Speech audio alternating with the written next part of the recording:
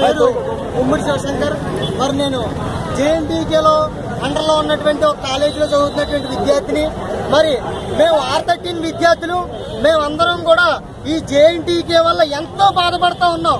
ఈ R13 regulation లో మాకు తీరని అన్యాయం జరిగింది. మా ముందు రెగ్యులేషన్ R10 గానీ R7 గానీ R3 గానీ అంతకు ముందు ఉన్నటువంటి రెగ్యులేషన్ లో 2 సబ్జెక్టులు ఎదుర్కొనేడానికి అవకాశం పెట్టారు. కానీ క్రెడిట్ సిస్టమ్ తీశారు.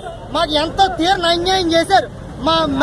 మేము ఏం చెప్పబోతున్నాం అంటే ఈవేళ వైస్ ఛాన్సలర్ గారు కానీ ఇక్కడ ఉన్నటువంటి మేనేజ్మెంట్ పెద్దలకు కానీ ఈ R13 లో ముందు రెగ్యులేషన్ ఉన్నట్టుగానే మా R13 కూడా 2 సబ్జెక్టులు వదులుకునే అవకాశం ఎట్టి పరిస్థితుల్లోనే ఇవ్వాలి. మేము చేసినటువంటి తప్పు ఏంటి చెప్పండి. ముందు రెగ్యులేషన్ లో వాళ్ళకి ఎలా అయితే ఇచ్చారో అలాగే మాకు కూడా 2 సబ్జెక్టులు వదులుకునే హక్కు తప్పనిసరిగా ఇవ్వాలి.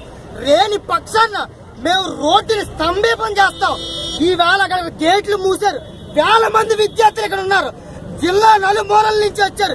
కృష్ణా నుంచి వచ్చారు, విజయవాడ నుంచి వచ్చారు, వెస్ట్ గోదావరి నుంచి వచ్చారు. అర్థం చేసుకోండి సార్ వీసీ గారు, దయచేసి అర్థాంతరంగా మీరు పెట్టినటువంటి ఇది మేము ఆల్రెడీ ఆగస్టు 6ని ముందు వచ్చాం. రిజిస్ట్రార్ గారు మాకు హామీ ఇచ్చారు. 2 నెలల్లో మేము తప్పకుండా నోటిఫికేషన్ ఇస్తా ఉన్నారు. ఎక్కడ సార్ మీరు ఇచ్చారు? జేఎన్టీయూకే ఏకి ఇస్తే మేము ఇస్తా ఉన్నారు, జేఎన్టీయూకే హెచ్కి ఇస్తే మేము ఇస్తా ఉన్నారు. ఏకి హెచ్కి ఇచ్చారు, జేఎన్టీయూకే కాకినాడకి ఎందుకు ఎవరు మీరు చెప్పండి. జేఎన్టీయూకే కాకినాడకి ఎందుకు ఎవరు మీరు?